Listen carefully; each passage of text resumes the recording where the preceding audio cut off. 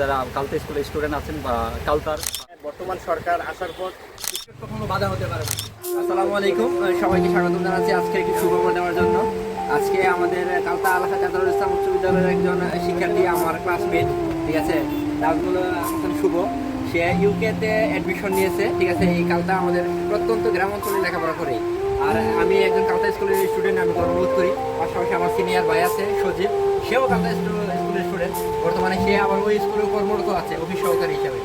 আসলে আমরা সবাই চেষ্টা করি যে অমুক স্কুল খারাপ, তমুক স্কুল খারাপ। সবচেয়ে বড় কথা হচ্ছে আপনার নিজের যদি প্রতিভা থাকে কাউকে আটকে রাখা যায় না। সে স্কুলে লেখাপড়া করে এই স্কুলে চাকরি নিয়েছে, এটা একটা গর্বের বিষয়। আমি একজন কালতা স্কুলের শিক্ষার্থী, আমি সৈনিক মানুষ, ডিফেন্সে আমি জব নিয়েছি, সে ইউকেতে অ্যাডমিশন নিয়েছে।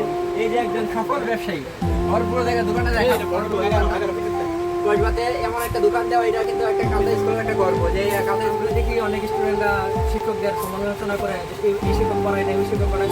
আসলে মেন আপনি যেহেতু বুঝতেছেন আপনি এই জায়গাটাতে ঘাটতি, তাহলে আপনার উচিত আপনি সেই জায়গাটা নিজ থেকে মানে শিক্ষা গ্রহণ করে আগে সেই স্কুল থেকে পড়াশোনা করে যদি আজকে আমি ইংল্যান্ডের মতন জায়গাতে মাস্টার্স কমপ্লিট করার উদ্দেশ্যে যাইতে পারি, তাহলে আমাদের সেই ছোটবেলা তো সেই শিক্ষকের কাছে পড়াশোনা করে কেমন অবশ্যই তার ব্যক্তিগত বছরের রেজাল্টে কি আসলে শিক্ষকদের দোষ না স্কুলের ছাত্রছাত্রীদের দোষ? চলো জিজ্ঞাসা করি। সজীব ভাই, বলো যে আসলে স্কুলের রেজাল্ট নিয়ে কি খবর? আমাদের যে এলাকাটা, এটা একটা প্রত্যন্ত এলাকা, আর আমরা জানি এই স্কুলে বর্তমান সরকার আসার পর শিক্ষার মান অনেক উন্নত হয়েছে। আর এই কারণে শিক্ষকদের কারণে আপনার ক্লাস করতে পারে, কিন্তু একটা ছাত্র ফেল করতে পারে। নিশ্চয়ই অভিভাবকদেরকে বলবো যে আপনার ছেলে কি করে, আপনার মেয়ে কি করে খোঁজখবর নেন, নিয়মিত পড়ার টেবিলে পড়ে কিনা এই খবরটা নেন।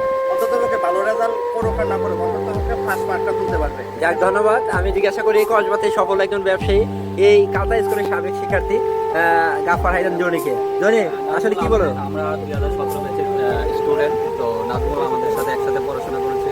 তো নাজমুল ইউকেতে মাস্টার্সের জন্য মনোনীত হয়েছে। আমরা সবাই গর্বিত হিসাবে একসাথে আমরা পড়েছি। তোমার শিক্ষাঙ্গনের অবদান নেই?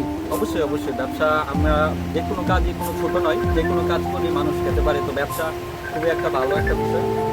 তো ব্যবসা আমি কসবাতে দিয়েছি, কসবা ফজলুর টাওয়ারের সাথী। তো আপনারা যারা যারা কালতা স্কুলের স্টুডেন্ট আছেন বা কালতার প্লাস আমার বন্ধু বান্ধব যারাই আছেন, সবাইকে অনুরোধ রইল যে কসবা জনি শুনতে যেন সবাই আসে। ওকে, ধন্যবাদ আপনাদের সবাইকে। এবং কালতা স্কুলের সকল স্টুডেন্টদের প্রতি আমি অনুপ্রেরণা জাগাচ্ছি যে তাদেরকে বা আমাদেরকে দেখে আপনারা দেখুন যে চেষ্টা করলে সবাই সফল হতে পারে। ধন্যবাদ।